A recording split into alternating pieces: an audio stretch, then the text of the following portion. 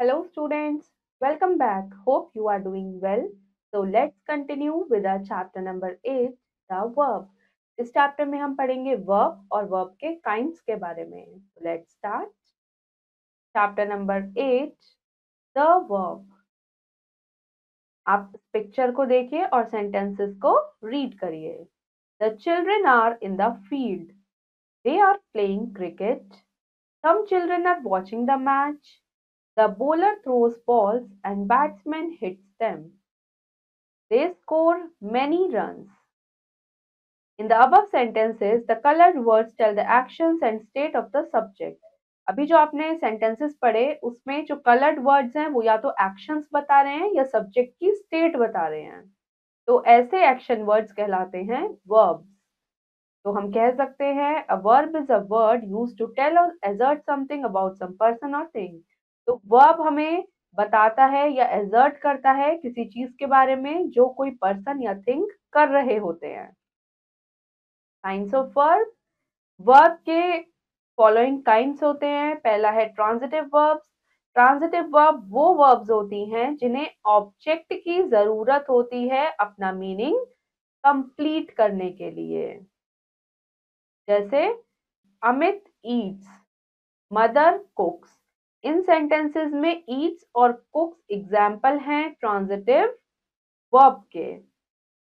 पर ये हमें एक प्रॉपर सेंस नहीं दे रहे. अमित ईट, अमित खा रहा है, पर क्या खा रहा है हमें. ठीक है ये वर्ब है ईट्स, पर ये हमें पूरा सेंस नहीं दे रहे हैं सेंटेंस का. तो इन सेंटेंसेस को कंप्लीट करने के लिए हमें इसमें क्या ऐड करना पड़ेगा, ऑब्जेक्ट ऐड करना पड़ेगा. जैसे अब हम सेंटेंसेस को दोबारा से पढ़ते हैं. Amit eats an apple. तो अमित क्या खा रहा है, एप्पल खा रहा है. तो अब हमें सेंटेंस का एक कंप्लीट सेंस मिल गया है. Mother कुक्स food.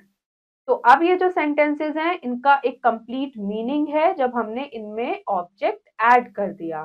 तो ट्रांजिटिव वर्ब्स में एक्शन कहां से जाता है, सब्जेक्ट से ऑब्जेक्ट की तरफ पास होता है. सेकंड है इंट्रांजिटिव वर्ब्स. ये वो वर्ब्स होती हैं जिन्हें ऑब्जेक्ट की जरूरत नहीं होती अपने सेंस को, अपने मीनिंग को कंप्लीट करने के लिए.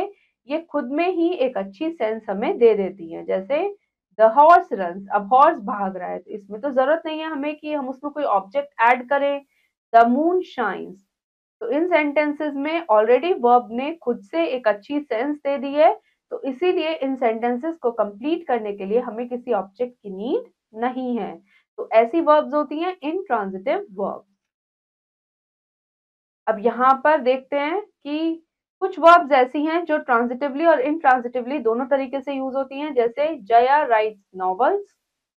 Jaya writes neatly. The horse drive the cart. Jay drive near me. The driver stopped the train. We stopped there a little. The boys fly kites. Birds fly in the sky. तो objects जो होते हैं वो दो तरीके के होते हैं. जो सेंटेंस में हम ऑब्जेक्ट ऐड करते हैं वो दो तरीके के होते हैं. एक होता है डायरेक्ट और एक होता है इनडायरेक्ट. तो पहले हम देखते हैं direct object. Direct object is usually the name of something. Direct object होता है किसी चीज का नाम. जैसे सेंटेंस में लिखा हो रुपी, बुक, पेन एक्सेट्रा. और जो इनडायरेक्ट ऑब्जेक्ट होता है, an indirect object is usually the name of some person. वो किसी पर्सन का नाम होता है. जैसे him, her, us etcetera. The indirect object usually comes before the direct object. जो इनडायरेक्ट ऑब्जेक्ट है वो ज्यादातर डायरेक्ट ऑब्जेक्ट से पहले आता है. थर्ड है लिंकिंग वर्ब्स. पहली ट्रांजिटिव, फिर इंट्रांजिटिव और अब linking verbs. A verb that requires a word or a complement to complete its sense is called a linking verb. वो verb जिसे एक word की जरूरत या एक complement की जरूरत होती है अपनी sense complete करने के लिए, वो कहलाती है linking verb. जैसे that fish smells bad. We all felt sad at the bad news. Some verbs do not make complete sense by themselves. कुछ verb ऐसी होती हैं जो खुद से complete sense नहीं देती हैं. They do not take an object to make their complete sense. और वो object भी नहीं लेती हैं पूरी sense देने के लिए. तो ऐसे cases में complement is added at the end of the sentence to complete its sense. ऐसे cases में हम complement add कर देते हैं sentence के end में ताकि वो sentence की sense को complete कर दे. Now, time to answer a question. Darken the correct option in the OMR sheet. OMR sheet में correct option हम mark करेंगे. First is the verb tells. Verb हमें क्या बताता है? Action. तो यहाँ पर आएगा A.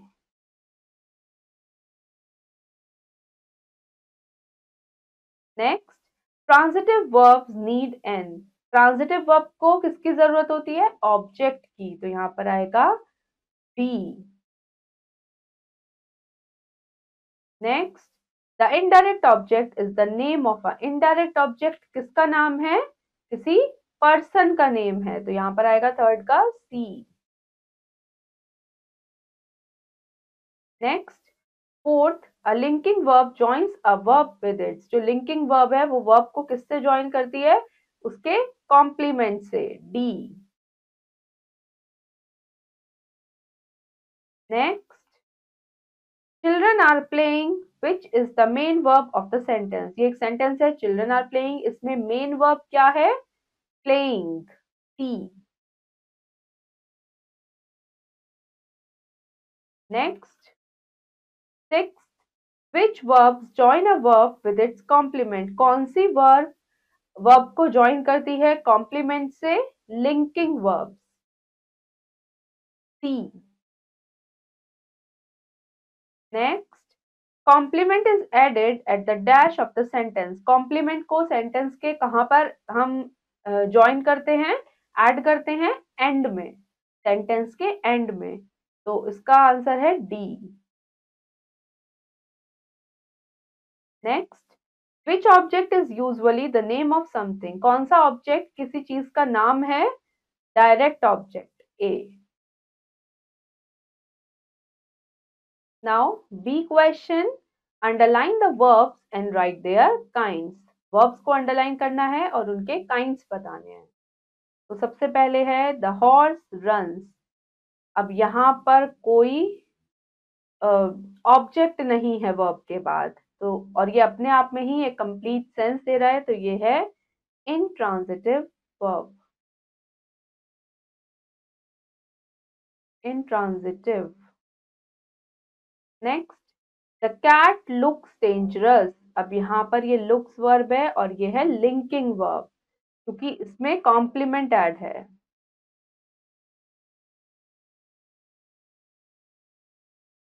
Next, he received a letter. अब यहाँ पर received है transitive verb, क्योंकि इसमें object है. Transitive. Next, the baby smiles. अब ये smiles verb है और ये भी intransitive.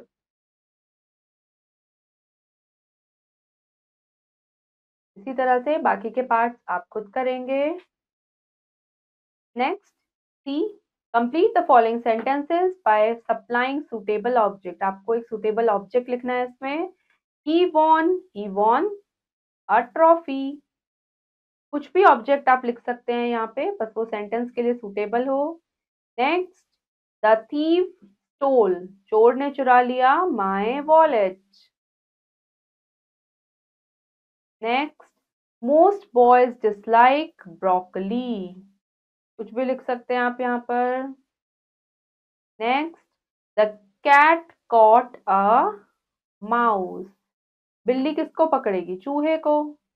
इसी तरह से बाकी के सेंटेंसेस आप खुद कंप्लीट करेंगे. Next, D question. Pick out the direct and indirect object in the following sentences and write them under the suitable head. आपको sentences में से direct और indirect object pick करने हैं और suitable heading के नीचे लिखने हैं. First है I offered him a cup of tea. अभी मैंने आपको बताया था कि जो डायरेक्ट ऑब्जेक्ट होते हैं वो किसी चीज का नाम होते हैं और जो इनडायरेक्ट ऑब्जेक्ट होते हैं वो किसी पर्सन का नाम होते हैं. तो यहाँ पर इनडायरेक्ट ऑब्जेक्ट क्या है? हिम.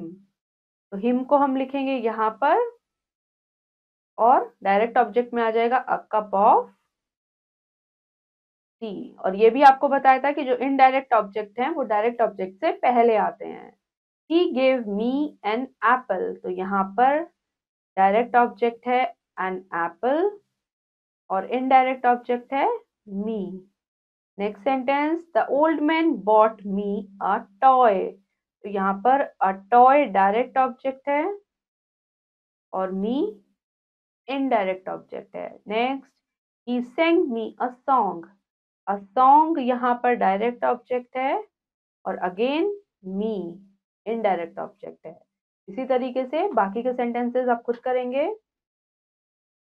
तो स्टूडेंट्स, हमारा चैप्टर नंबर 8 फिनिश हो गया है। होपफुली आपको वर्ब और उसके काइंड्स अच्छे से समझ आए होंगे। अब हम मिलेंगे नेक्स्ट वीडियो में एक न्यू चैप्टर के साथ। Thank you and have a nice day.